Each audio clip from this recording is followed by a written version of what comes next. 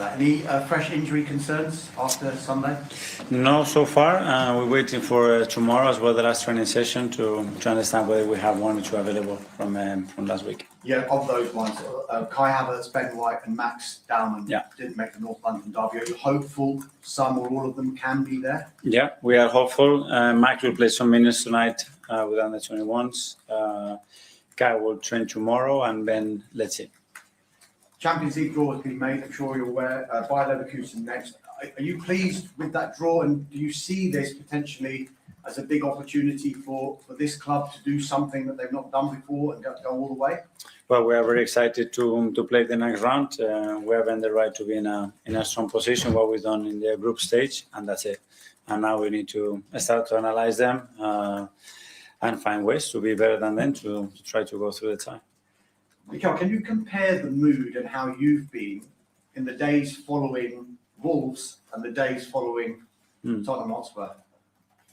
Not too high, not too low.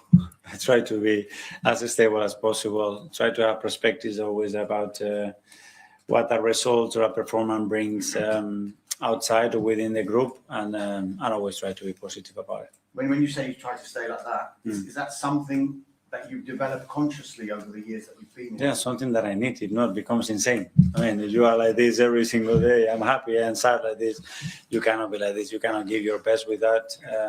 Obviously, you have to be very critical with yourself, very analytical with what we do, and try to be always as good as you possibly can. I want to ask you about Viktor Gyökeres. 8 goals in his last 12. Previously, it was 1 in the previous 10.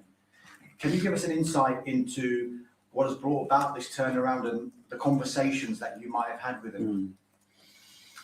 Well, I think one thing leads to another. You know, when you score the first one, the performances are good. You have more time with your teammates. You understand the games, the opponent, the league better. Everything helps. We know his qualities. He's undoubtedly an incredible striker. We need to fit to his quality. We need to understand him better. He needs to understand the team, the league better. And I think we are in the right trajectory. You've consistently been asked about Viktor Gyökeres and his form throughout this season and since he signed at Arsenal. And you backed him. You've never doubted him. Has he had any kind of self-doubt about how it's going for him and any confidence issue? I don't know. That's a question for him. Obviously, I know the demands that he put on himself, the expectation that he has to help the team. And I'm confident because I ask a lot of times our defenders when they have to train against our players, how do you feel when it's a nightmare? And that's a really good way to understand the quality of a player or how it is to defend him.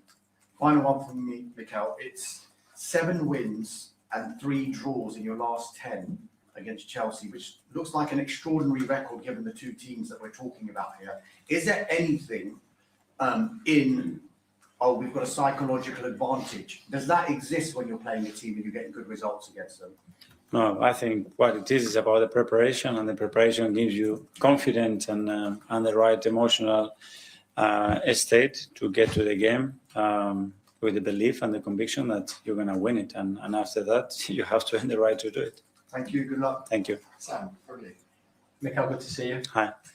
You've got 7 games coming up in March. Does it feel like a month that could define Arsenal's season?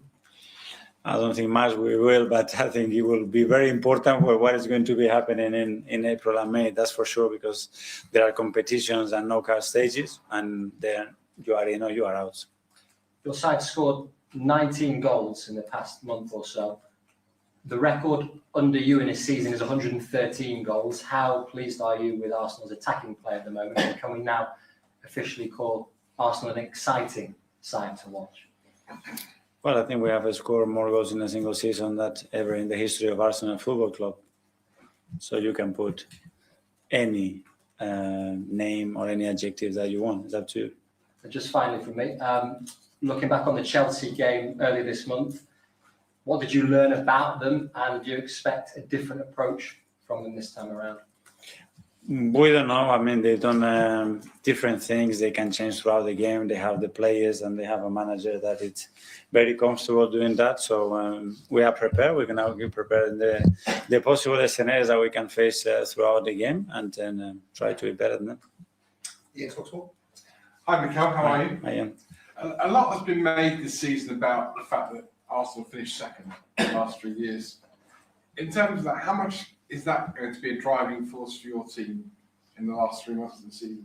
Well, when you finish like this, you only want to be first. That's it, no? So imagine how the rest of the teams are. So that's the aim. Always get better. Always try to excel the possibilities of the team, whether it's individual or collectively. And that's what we are trying to do, get to the last stage of the competitions. And in April and May, see what we are able to do. Do your side ever show any signs of nerves? I mean, because as we get closer towards the finishing line, you're almost at the finishing line of the League Cup, you're getting closer to the finishing line of the Champions League, FA Cup, Premier League. Do you expect your team to show signs of nerve, or are they players that are nervous? I want to see signs of confidence, enthusiasm, and a lot of will to win what is in front of us. And that's what I see every single day from the team.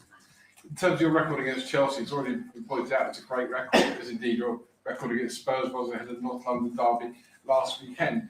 Does that give you, yourself, as a manager, confidence when you go into a game knowing that generally this is opposition whereby you've had a good experience? That doesn't change the preparation. We know the importance of the game. We know the team that we're going to have in front of us, and we just have to prepare in the best way to earn the right to win it. As I always said, there is nothing else that you can do. What we've done 2 weeks ago or 2 years ago, it's irrelevant, because every game and every context is different, because the players might change, the mood of the teams can be in a different state, or what is at stake is different, and we are prepared.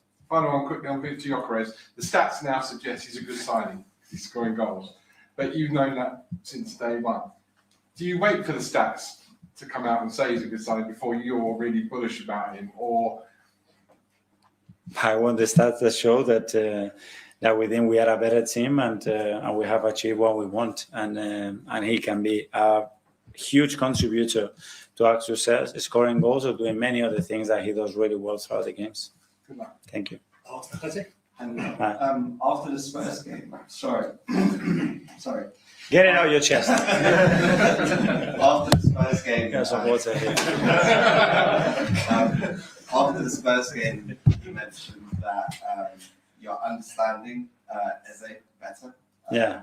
And I just wondering, I think I might be wrong. could you explain what you meant by that? No, well, you see how players react, in relation to certain decisions that you take, when they have better games, when they have certain difficulties throughout the games, and his role has been modified a few times throughout the season. His reaction has always been top, but it's been top after to perform. That's what we need, because he's been exceptional in the manner that he's behaving every single day. But what we need that those manners now are transformed in huge performances that decide full matches. That's the reason why we brought him. So would you say it's more understanding him emotionally? Yes, I think so. I think tactically as well, because to understand him, you have to understand how he connects with other players. What are the best connections that we can build in and around in the spaces that he's more comfortable to use. There are certain behaviors that he's changed dramatically into a really positive things. And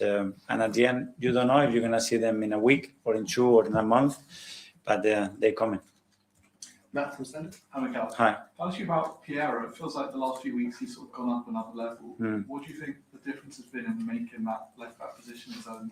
I fully agree. Well, again, a bit more time with the team, a sequence of games where probably physically he's in a much better place. He's been extremely dominant in all the defensive actions. He understands what we want in the attacking part as well, much better. All the set pieces, all the aspects that are relative to the game model that we have, and yeah, it's very much liked amongst the players. You can see that the way they interact and react with him. So I'm very pleased that he's showing that level. And he's on loan at the moment. Is that already a deal you're thinking that in the summer you'd like to make permanent? We will see that. So let's go through the season. We have already discussed the possible outcomes that we have after that period, but so far we are very, very happy with him. Hi, Mikel. Hi. You obviously focus on the next game, but just with this Champions League draw showing you the route, now you've got that sort of clarity about the rest of that competition. Does it give you more excitement for that? Because it feels like a real opportunity for you. Yeah, we are really excited, obviously, being in the forefront and the way the team is consistently performance gives you a lot of hope and positive thoughts about what can be coming. But we can only focus in the present. That's where we're going to put our energy, and that's on Sunday. You mentioned the four competitions. I mean, just in your own words, how hard do you think the quadruple is to do? To do? Yeah. Well, is it been done? So that's how difficult it is. So let's go game by game. Let's try to earn the right to continue to be there till the last stage of every competition, and then we'll see what happens. Do you allow yourself to think about it? Not really, not so much on the outcome. I focus a lot in what we have to do to continue in the manner and the trajectory that we are as a team, and from there, obviously, try to improve it. Okay, last couple of years live. Charles from goal. Hi, Mikel. Just going back to Eze quickly. Obviously, Martin was not on the bench at the weekend, and you said in the past that what happened at Villa and the Matty Cash goal isn't sort of directly linked to us not really seeing Eze play on the left since that game. So, is there sort of still in your head the option of him playing on the left if you want to maybe get him and Martin on the pitch together at times? There is a possibility to do that for sure. I think we only done once, and it was for a very short period of time because Martin had his shoulder injury, as well obviously because we had players out now in midfield. So we lost, Martin was out, Mikel is out, Kai was out as well. Ethan was sent on loan, so we had less options, and that's the reason as well that he's been playing more regularly there. And just on, you mentioned Piera there. Is there, if you look at Piera as a sort of left back behind Eze, if Eze would play on the left hand side, you see sort of because Piera maybe plays that left back role more as a sort of touchline left back rather than drifting inside, leaving space behind maybe in the central area. Do you look at that partnership, him potentially with Eze on the left, as working better than other left back options behind? Yeah, these are combinations that we can do. When we talk about connection, that's a connection that I think it will work really well, especially against certain type of opponents. So that's another option that we have. Afternoon, Mikel. Idea from Ben Shoes. A few of your players have praised you in the media recently. We start off with Bakayoko. He said that you've been crucial for his development and that he's become a better player under your guidance. Declan himself also said that everybody at Arsenal Football Club believes in the work that you do. We as people like compliments, but does it feel extra special when you hear your own players speaking highly of you, especially in a season where Arsenal could achieve so much success? Well, I always said that the difficulty of being so long at a football club is probably that relationship or that belief that you need to have from the players, because at the end is when you look at them and you're talking or you are proposing to do something, you need to inspire them and they need to be on board immediately. You have that feeling. I think it's a really bad thing for the club in general, and I'm very pleased that the boys are feeling that way, that they want to continue to work with us and with all the coaches and the staff. That means that they enjoy as well what they do.